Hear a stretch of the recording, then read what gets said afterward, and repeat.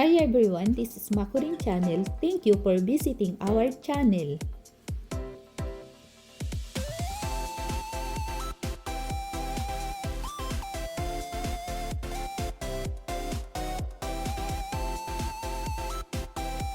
Ang update nga palang ito guys ay para sa buwan ng December. Kapag December guys ay buwan na ng kalamigan or winter dito sa ating lugar. Ang location nga pala natin guys ay Ibaraki, Ken. Nasa bandang north tayo guys, so malamig dito sa ating lugar kapag winter. Sa buwan nga palang ito guys ay nakapagtala na tayo ng -3.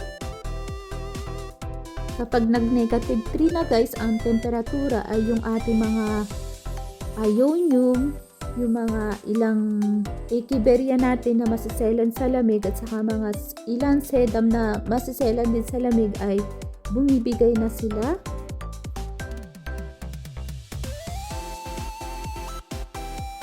Ang ginagawa nga pala natin guys kung paano natin protektahan itong ating mga succulents ay hindi na natin guys pinipili masyado kung alin ba yung maselan or yung hindi maselan. Maselan man or hindi, yung ating ginagawa guys ay lahat ay tinatakloban na natin para mas sure tayo guys na hindi masira yung ating mga succulent.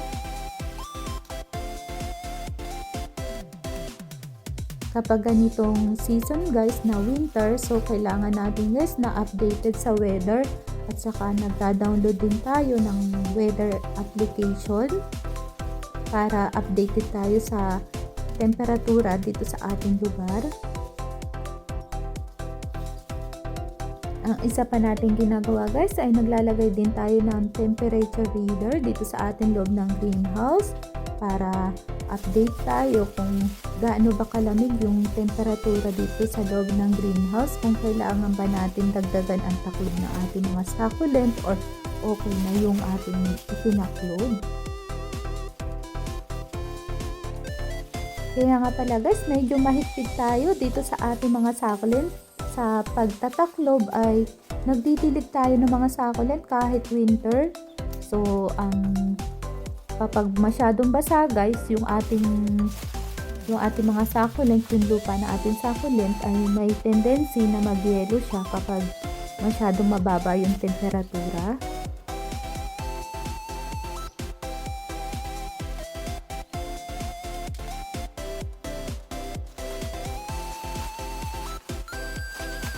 Medyo matrabaho nga lang guys kapag ganitong winter kasi nagtataklob tayo ng ating mga succulent, pero yun naman pagtataklob natin guys ay kapag masyadong mababa lang guys yung temperatura, kapag nag-negative, kapag mga 1 degree, 2 degree ay okay lang yung ating mga succulent, nakakasurvive sila sa ganun lamig.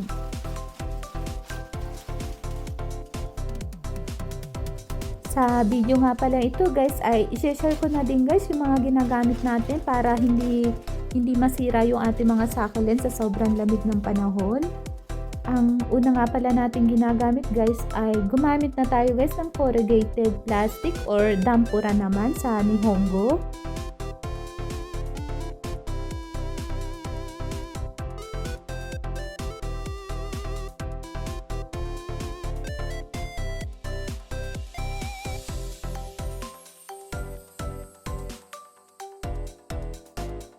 And then gumagamit din tayo guys ng non-woven fabric or anti-frost cloth. Ang isa pa rin natin ginagamit ay itong putsi-putsi or itong ating bubble wrap.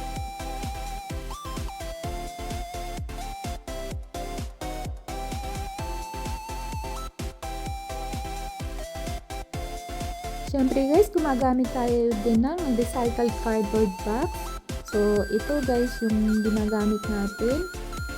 Ang paraan natin guys kung paano natin gamitin yung ating cardboard box saka itong ating dampura or corrugated plastic ay ganito lang guys. So sa ilalim guys ng corrugated plastic ay sinasapin na natin ng recycled cardboard box, and then sa ibabaw naman guys ay itong ating corrugated plastic. kung hindi guys available sa ating lugar ang ganitong materialis ay pwede din tayo guys gumamit ng mga dyaryo para pansapin dito sa ating patungan ng ating mga succulent.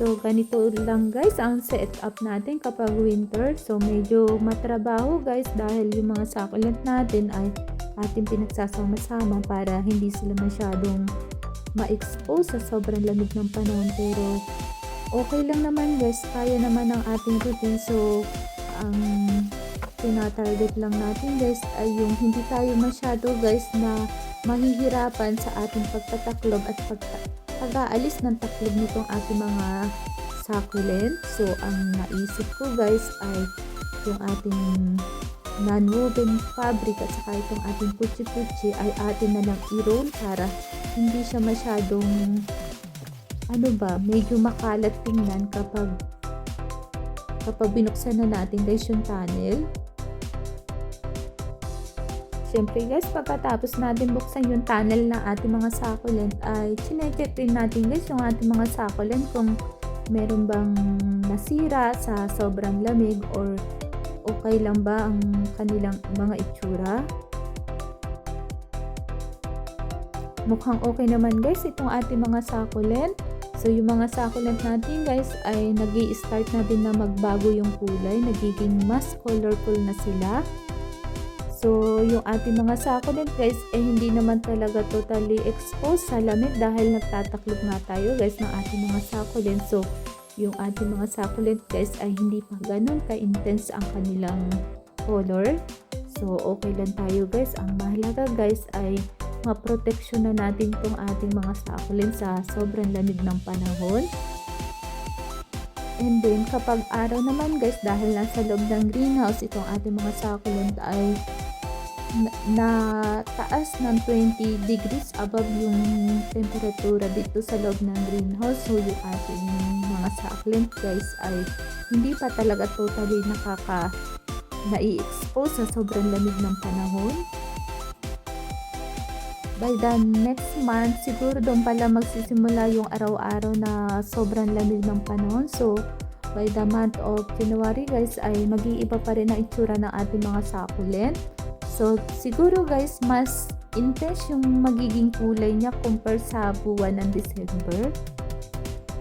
Ang mahalaga sa atin guys ay ma-protection na natin itong ating mga succulent sa sobrang lamig ng panahon. So bonus na lang guys kung maging mas colorful pa yung ating mga succulent.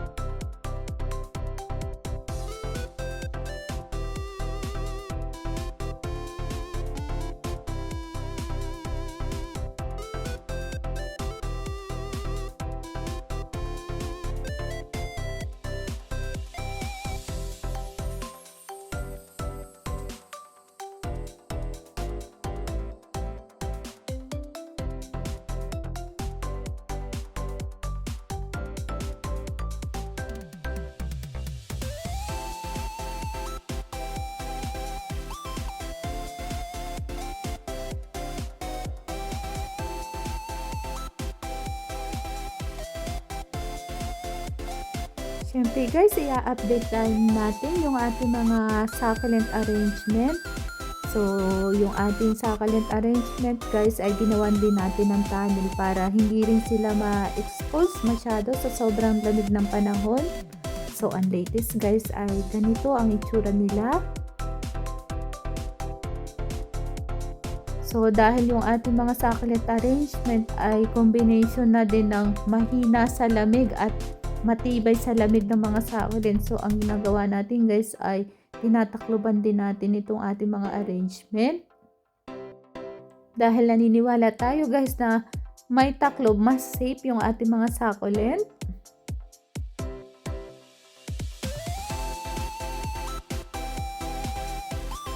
So, yung ating nga palang succulent journey ay nag-start during pandemic around 2020.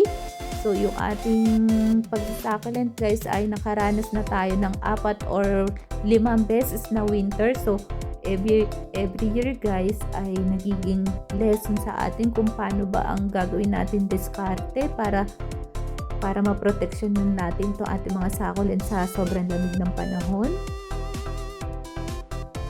Ganitong style lang pagtataklob ng succulent ay kaya pa naman natin. So, hindi pa natin guys kailangan ng heater para dito sa ating mga succulent. Yung ating greenhouse guys ay masyadong malaki para lagyan ng heater, or yung ating greenhouse guys ay hindi talaga totally closed. So, lagyan man natin guys ng heater dito sa loob ng greenhouse ay baka hindi din niya mapainit yung loob ng greenhouse sa panahon na mag-negative yung temperatura.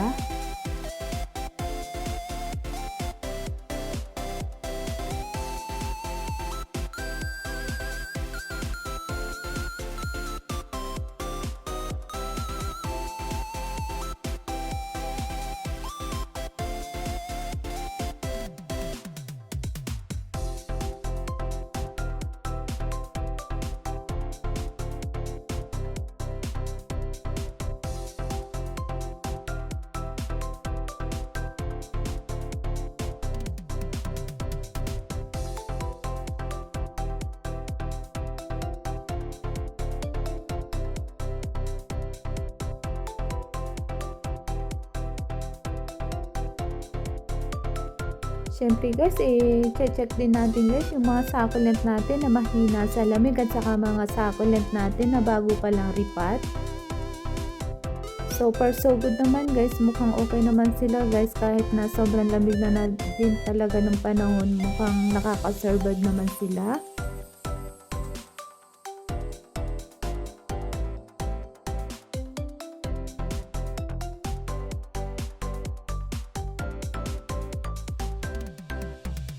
Yung zone nga pala ito guys ay mga bagong bilik pa lang din guys yung mga succulent. So basa pa guys yung mga lupa ng ating succulent dito.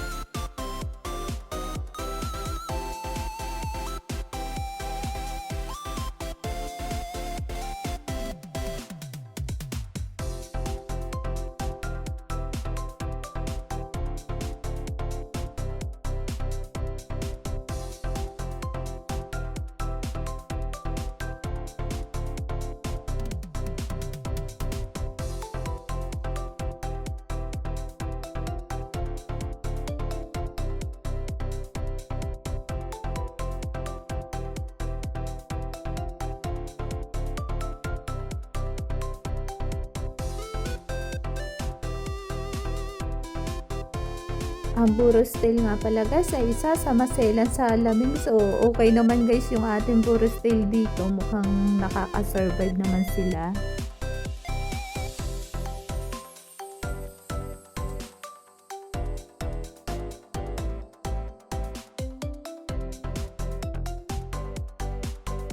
Ang isa pa guys na mahina sa lamig ay itong ating clavatum. Yung clavatum naman natin guys ay mukhang okay naman guys. Hindi natin sure guys kung okay lang yung ating clavatum dito sa yung Bourastel, kung mas bababa pa yung temperatura sa negative 3. So doon na lang natin guys problemahin kung paano pa natin mapoproteksyonan itong ating mga masiselan sa lamig na succulent kapag mas bumaba pa yung temperatura.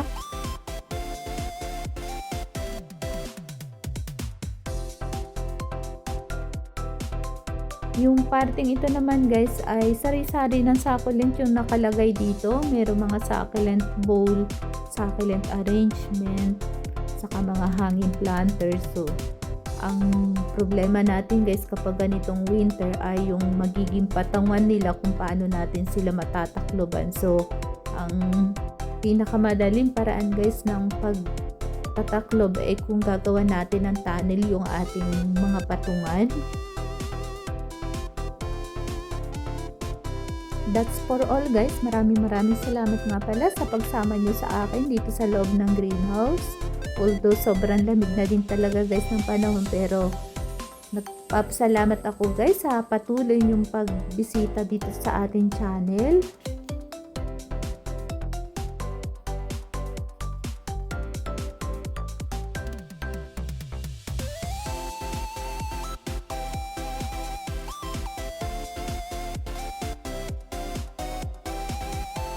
Please like and subscribe na din guys kung nagustuhan yung ating video. And click the bell button para ma-notify tayo kung may bago tayong video guys. That's for all guys. Maraming salamat ulit. And see you soon.